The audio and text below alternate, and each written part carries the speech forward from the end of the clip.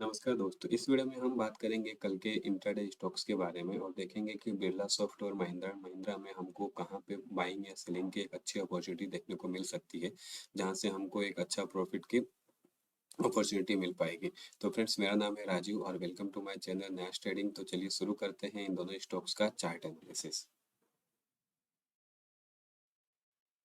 सबसे पहले बात करेंगे बिरला सॉफ्ट की और हम जो एनालिसिस कर रहे हैं ये वन डे टाइम फ्रेम पे कर रहे हैं। हमारे पास बहुत सारे टाइम फ्रेम यहाँ पे लेफ्ट कॉर्नर में अवेलेबल रहते हैं टॉप में, लेकिन हम वन डे टाइम फ्रेम का एनालिसिस करने के लिए इसलिए यूज़ करते हैं क्योंकि इसके अंदर जो बुल्स एंड बियर्स का इन्वॉल्वमेंट होता है, जो बायर्स एंड सेलर का जो वॉल्यूम जिसको हम बोलते हैं वो रहता है, वो काफ़ी ज़्यादा रहता है एक दिन में as compare to small time frame. तो इसमें हमको क्या होता है कि जो कन्विक्शन मिलता है पैटर्न के ऊपर से, चाहे वो कैंडल स्टिक पैटर्न हो चाहे वो चार्ट पैटर्न हो, वो काफ़ी ज़्यादा फेवर में हो सकता है हमारे। तो अब ये देखिए कि यहाँ पे क्या हो रहा है और इसके लिए हमको क्या करना है कि जो भी आज की क्लोजिंग हुई है या प्रीवियस डे की क्लोजिंग हुई है, उसके पास में हमको एक लेवल ड्रॉ करके देखना है कि होगा या वो सपोर्ट के पास है। अगर वो किसी क्रूशियल रेजिस्टेंस या सपोर्ट के पास है तो हम उसके ब्रेक होने का वेट करेंगे और ब्रेक होने के बाद अगर हमको प्राइस एक्शन मिलता है तो हम उसमें एंटर लेंगे। ये बहुत सिंपल है स्टॉक सिलेक्शन का मेथड। अब इसके लिए हम यहाँ देखते हैं, इसके लिए मैं अगर यहाँ पे एक रेक्टेंगल ड्रॉ करके देखता हूँ, लेवल जो पुराना एक लेवल था, ये वाला, ये काफी दिनों से एक रेजिस्टेंस का काम कर रहा था यहाँ पे। एक रेजिस्टेंस का काम कर रहा था यहाँ पे और एक तो देखिए कि ये किसने एक ट्रेडिंग रेंज में या रेंज बाउंड में या कंसल्टेशन में ट्रेड किया। उसके बाद क्या किया, किसने एक नीचे आया और नीचे ओपन होने के बाद पॉजिटिव मूव दिखाया और उसके बाद ये कंटिन्यूएशन में इसको इसने एक रेजिस्टेंस को ब्रेक कर दिया। तब यहाँ दो चीजें हो सकती है, और इसने रेजिस्टेंस को ब्रेक किया है तो या तो ये एक फेक फेक ब्रेकआउट होगा, या फिर अगर ये जेन्युइन ब्रेकआउट है तो उसके बाद क्या करेगा, हमको यहाँ पे एक अप मूव देखने को मिल सकता है।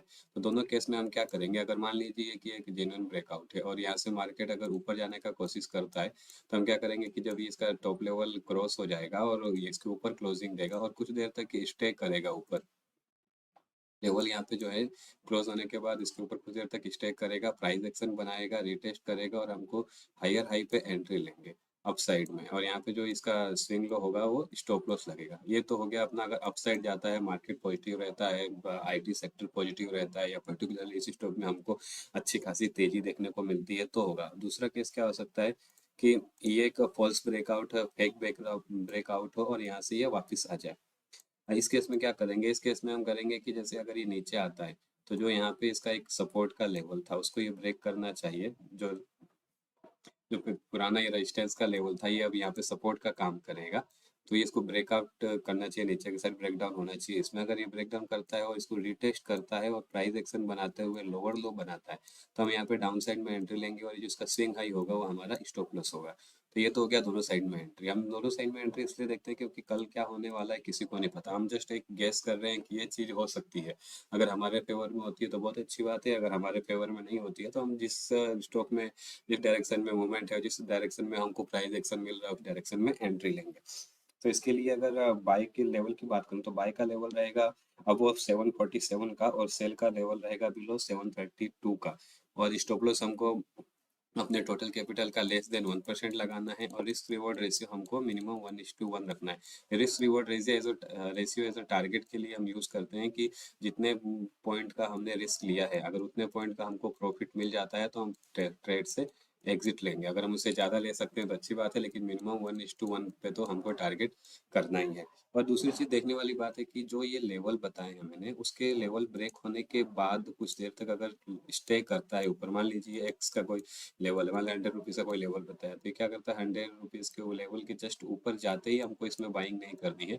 अगर लेवल क्रॉस करके ऊपर जाता है, कुछ देर तक स्टे करता है और उसके बाद अगर हमको प्राइस एक्शन मिलने के बाद अगर हमको डिजायर स्टॉप लॉस मिलता है हमारे कैपिटल के लेस देन 1% में, तो ही हमको इसमें एंट्री लेनी है।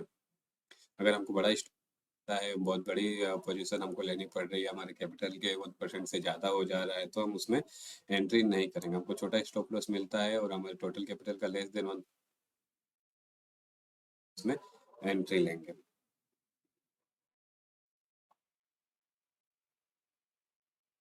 अब बात करते हैं महिंद्रा एंड महिंद्रा की। तो आगे बढ़ने से पहले फ्रेंड्स, अगर आपको इस वीडियो में कुछ नया सीखने को मिला हो तो इस वीडियो को लाइक करिए, चैनल को सब्सक्राइब करिए और बेल आइकन को जरूर से दबाइए ताकि जो रेगुलर बेस पे मैं वीडियो बनाता हूँ आपको मिलता रहे और आपके इंटरडे के ट्रेडिंग के नॉलेज में कुछ ना कुछ इजाफा होता रहे, कुछ ना कुछ बढ़ोतरी होती रहे। अब इसमें भी हमको क्या करना है कि जो आज की क्लोजिंग हुई है उसके पास हमको एक लेवल ड्रॉ करके देखना है।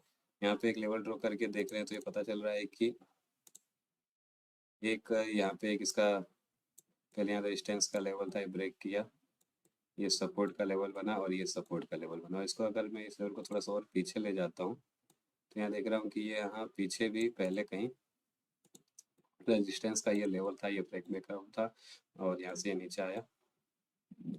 और यहाँ पे दूसरी चीज़ ये कि यहाँ पे एक पैटर्न भी बन रहा है, वन डे टाइम फ्रेम में डबल टॉप पैटर्न बन रहा है।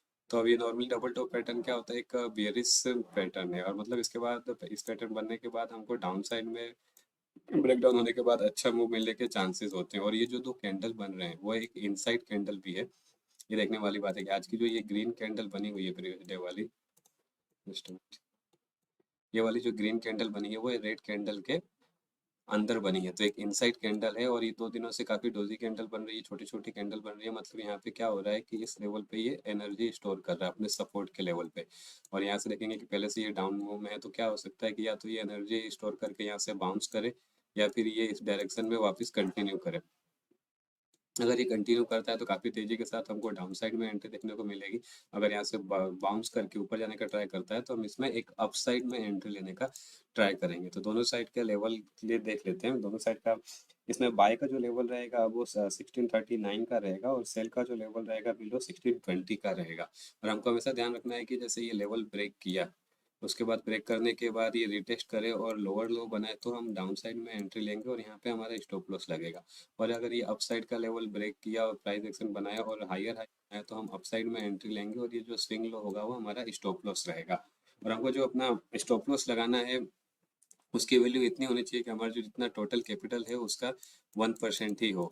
और हमको रिस्क रिवॉर्ड जो रेशियो रखना है वो 1:1 रखना है। उससे ज़्यादा हमको इनिशियल स्टेज पे नहीं देखना, एटलीस्ट उतना मिल जाए वो हमको बुक कर लेना है और उससे कम में भी सेटल नहीं करना है, चाहे हमारा स्टॉप लॉस हिट क्यों ना हो जाए।